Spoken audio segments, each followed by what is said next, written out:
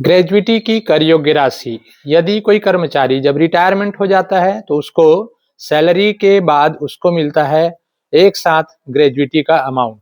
तो कितना अमाउंट हम इसका कर योग्य करें? अगर सरकारी कर्मचारी है तो ग्रेजुइटी का अमाउंट पूरा पूरा टैक्स फ्री होता है, लेकिन अगर वो प्राइवेट एम्प्लॉयज है तो ग्रेजुइटी का जो पैसा मिलता है वह कितना भाग कर योग्य होगा जिस पर आपको टैक्स पटाना हो, यह हम आज जानते हैं। तो यहाँ पर ध्यान रखेंगे कि यदि कर्मचारी ग्रेजुइटी अधिनियम 1972 के अंतर्गत आता है तो आपके पास 3 ऑप्शन आते हैं। सबसे पहले आप लेंगे अंत में प्राप्त वेतन। वेतन से आशा यहाँ पर हम बता दें मूल वेतन और महंगाई भत्ता को शामिल किया जाता है। तो अंत में प्राप्त वेतन को आप गुणा करते हैं 15/26 से और मल्टीप्लाई करते हैं इसको सेवा अवधि से। सेवा अवधि का मतलब होता है कि कर्मचारी उस कंपनी में कितना साल काम किया। ठीक है, अगर 6 महीने से अधिक काम करता है तो उसको पूरा 1 साल माना जाता है। तो इसका अमाउंट आप यहाँ पे लिखते हैं।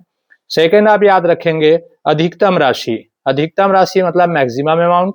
मैक्सिमम अमाउंट आप याद रखेंगे यहाँ पर 20 लाख रुपए।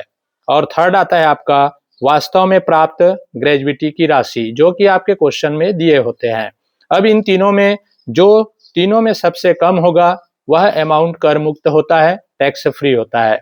तो हमको चाहिए कर योग्य राशि। तो जो तीनों में सबसे कम है वो कर मुक्त हो गया। तो कर योग्य ग्रेजुइटी की राशि बराबर होगा प्राप्त राशि इंटू माइनस कर देंगे आप कर मुक्त राशि। यहाँ पर आप सैलरी बराबर याद रखेंगे मूल वेतन प्लस महंगाई भत्ता। ओके।